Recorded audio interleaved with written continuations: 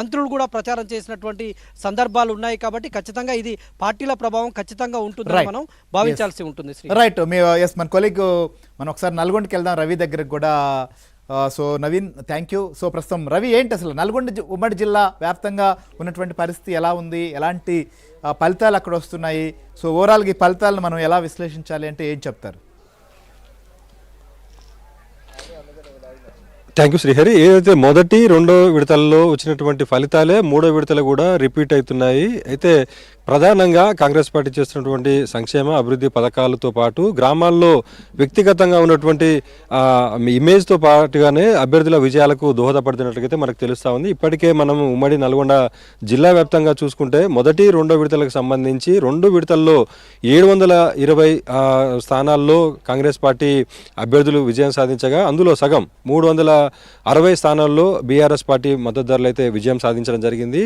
ఇండిపెండెంట్లు Congress party rebels అభ్యర్థులు 117 మంది అభ్యర్థులు విజయం సాధించడం జరిగింది. అదేవిధంగా సిపిఎం 18, బీజేపీ 16, సిపిఐ 9 స్థానాల్లో విజయాలు అయితే సాధించగలిగారు. ఇప్పటికీ జరుగుతున్నటువంటి మూడో విడత ఫలితాల్లో కూడా దాదాపుగా కాంగ్రెస్ పార్టీ ఉమ్మడి నల్గొండ జిల్లా వ్యాప్తంగా 100కు పైగా స్థానాల్లో కాంగ్రెస్ పార్టీ మద్దతుదారులు అయితే విజయం సాధిస్తున్నట్లుగా మనకైతే తెలుస్తూ ఉంది. ఆ ఫలితాల సంఖ్య కూడా ఫలితాల సమయం ముగిసేటప్పటికి కూడా ఇంకా పెరిగే అవకాశం అయితే స్పష్టంగా కనిపిస్తూ ఉంది. ఇప్పటికీ ప్రధానంగా చూసుకుంటే ఈరోజు సూర్యాపేట, అదేవిధంగా నల్గొండ జిల్లా దేవరకొండ, అదేవిధంగా యాదాద్రి భువనగిరి జిల్లాలోని కొంత మునుగోడు, అదేవిధంగా ఆలకి సంబంధించినటువంటి కాన్స్టిట్యున్సీల సంబంధించి 22 మండలాలకు సంబంధించినటువంటి 465 గ్రామ పంచాయతీల ఎన్నికల నేపథ్యంలో ఇప్పటికే దాదాపుగా 100కు పైగా స్థానాల్లో అయితే కాంగ్రెస్ పార్టీ మద్దతుదారులు విజయం సాధించారు. కొన్ని చోట్ల కాంగ్రెస్ పార్టీలో ఉన్నటువంటి రెబల్స్ అభ్యర్థులు కూడా విజయం సాధిస్తున్నట్లయితే తెలుస్తూ ఉంది. ప్రధానంగా హుజూర్ నగర్ మండలం సీతారాంపురంలో కాంగ్రెస్ పార్టీ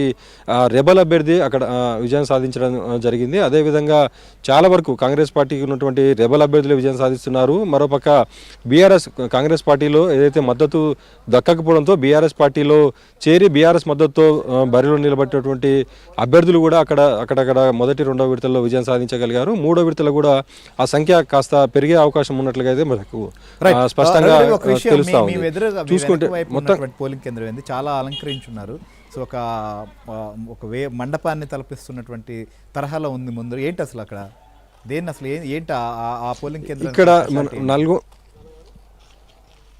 నల్గొండ జిల్లా దేవరకొండ డివిజన్లో ఇప్పటికే 9 మండలాల్లో ఉన్నటువంటి ఒక మండలం పెద్దాడిచెర్లపల్లి గ్రామ పంచాయతీకి సంబంధించినటువంటి ఇక్కడ ఆదర్శ పోలింగ్ కేంద్రం ఏర్పాటు చేశారు. ఇక్కడ మొత్తం పూల తోరణాలతో పచ్చటి ఆకులతో అలంకరించి ఇక్కడ ఒక బెలూన్లతో పాటు వచ్చేటటువంటి ఓటర్లను ఆకట్టుకునేలా ఇక్కడ ఒక ఆదర్శ పోలింగ్ కేంద్రం అయితే ఏర్పాటు చేయడం జరిగింది. ఈ ఆదర్శ పోలింగ్ కేంద్రాన్ని ఓటర్లు కూడా భారీగా ఇక్కడ ఓటాకును అయితే వినియోగించుకోవడం జరిగింది. ఇందులో 10 వార్డులు ఉన్నాయి. 10 వార్డులకు సంబంధించి 12 వార్డులకు సంబంధించి ఇప్పటికే 10 వార్డుల్లో కాంగ్రెస్ పార్టీ మద్దతుదారులు అయితే విజయం సాధించడం జరిగింది. మిగిలిన 2 స్థానాల్లో బీఆర్ఎస్, ఒకటి బీజేపీ అభ్యర్థి అయితే విజయం సాధించినట్లయితే మనకు తెలుస్తూ ఉంది. మొత్తంగా చూసుకుంటే ఇక్కడ విజయం కోసం కూడా ఇక్కడికి వచ్చినటువంటి ఏదైతే ఈ పెదాడిచెర్లపల్లి గ్రామంలో జరిగినటువంటి ఎన్నిక కోసం అయితే ఇక్కడ మొత్తం బారులు కూడా తిరిగినట్టు ఇంకా సర్పంచ్ సంబంధించినటువంటి ఎన్నిక జరుగుతూ ఉంది. ఇక్కడ ఆదర్శ పోలింగ్ కేంద్రంతో పాటు ఉమ్మడి నల్గొండ జిల్లా వ్యాప్తంగా కూడా కొండమల్లేపల్లితో పాటు పలు మండలానికి ఒక కేంద్రం చొప్పున కూడా ఆదర్శ పోలింగ్ కేంద్రాలను ఏర్పాటు చేయడం జరిగింది. ఓటర్లను భారీగా పోలింగ్ కేంద్రాలకు తీసుకురాగలగడంలో జిల్లా అధికార యంత్రాంగం అయితే సక్సెస్ అయిందని చెప్పొచ్చు. రాష్ట్రంలోనే మొదటి విడతల్లో మనం చూస్తున్న యాదాద్రి భువనగిరి జిల్లా కావచ్చు, నల్గొండ ఇక్కడ చాలా అలంకరించి చాలా ఆ ఓటర్లను ఆకట్టుకునే విధంగా ఇక్కడ ఉన్నటువంటి కలెక్టర్లు కావచ్చు అధికార యంత్రాంగం చక్కటి ఏర్పాట్లు అయితే చేశారనేది కనిపిస్తుంది మనకి. ఓవరాల్గా చెప్పండి, ఈ ఫలితాలు ఏంటి అసలు? పార్టీలకు ఉన్నటువంటి పట్టా, లేకపోతే అక్కడ ఉన్నటువంటి ఇన్ఛార్జీలు అటు అధికార పార్టీకి సంబంధించిన ఎమ్మెల్యేలు, మంత్రుల ప్రయత్నం కానీ, లేకపోతే బీఆర్ఎస్ పార్టీ సంబంధించినటువంటి ఇన్ఛార్జీల ప్రయత్నం కానీ, వీరి వల్ల వచ్చినటువంటి రిజల్ట్సా లేదా క్షేత్రస్థాయిలో ఉన్నటువంటి పరిస్థితి ఏంటి అసలుకి? ప్రధానంగా ఇక్కడికే ఉమ్మడి నల్గొండకు సంబంధించినటువంటి జిల్లా మంత్రులు కోమటిరెడ్డి వెంకటరెడ్డి కావచ్చు, అదేవిధంగా ఉత్తమ్ కుమార్ రెడ్డి కావచ్చు, ఆ అభ్యర్థులకు సంబంధించినటువంటి విజయం కోసం అయితే వారు కూడా పాలు పంచుకున్నారు, ప్రచారంలో కూడా పాల్గొన్నారు.